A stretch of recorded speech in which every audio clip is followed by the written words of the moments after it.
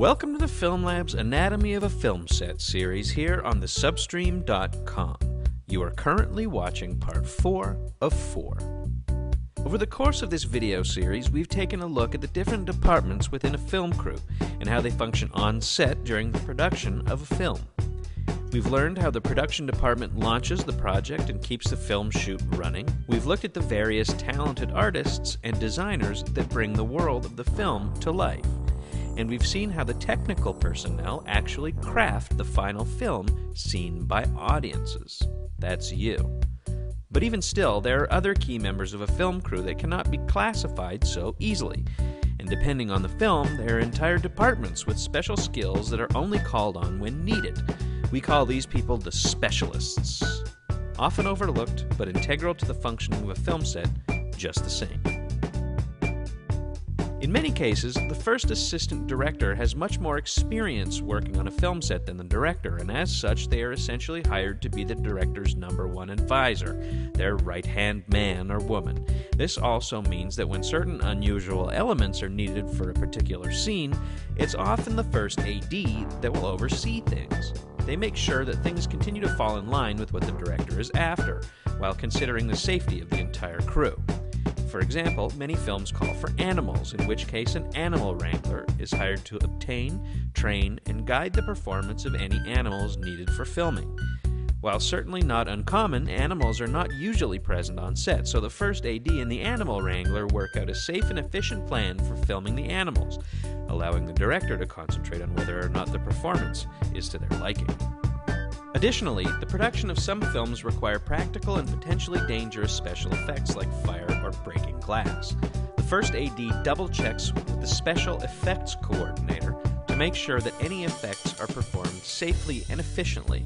The effects coordinator usually has a team of highly skilled special effects technicians that actually perform the effects and help the actors with any safety instructions. In the case of a performer being required to do something that might hurt them, the first AD looks to a stunt coordinator to choreograph any special maneuvers for the actors, such as simulated combat or falling to the ground.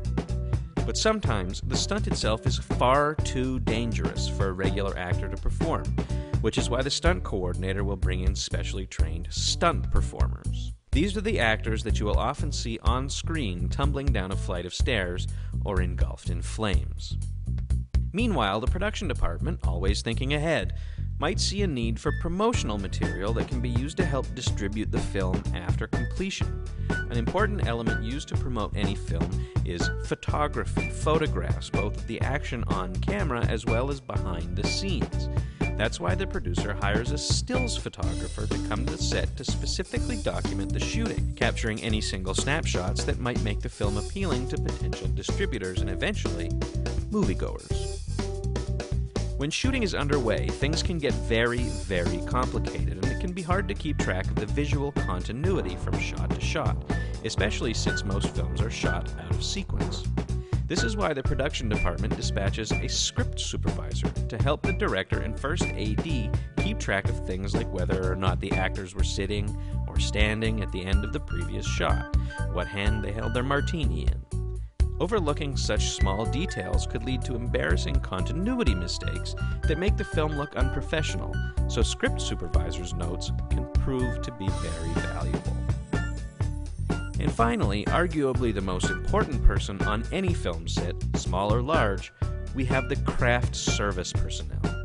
There are dozens upon dozens of potential crew members on set, all of whom are standing on their feet, working hard for over 12 hours every day.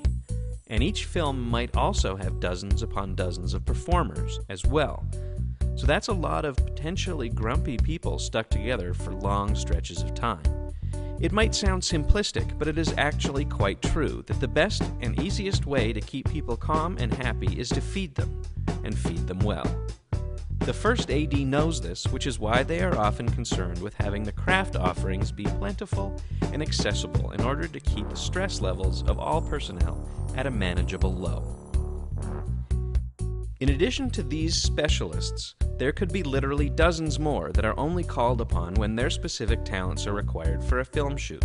And while none of these specialists are directly involved with the production of the actual film, they are in fact absolutely necessary in order for things to run smoothly on set, which is all that the first AD could ever ask for. All in all, every single facet of film production is important to the whole. Each part of the anatomy of a film set has its own special function, contributing to the whole while working in tandem with other specific parts in order to create something singular, something with a complexity that often gets taken for granted by the average filmgoer.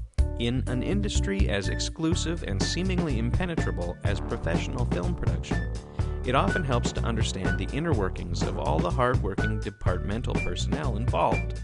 Hopefully, this video series has helped you gain perspective on the bigger picture and has perhaps piqued your interest in an on-set department that you might have previously been unaware of. Thank you very much for watching our Anatomy of a Film Set series. Please feel free to download the entire Anatomy of a Film Set flowchart in a handy desktop wallpaper available in the substream.com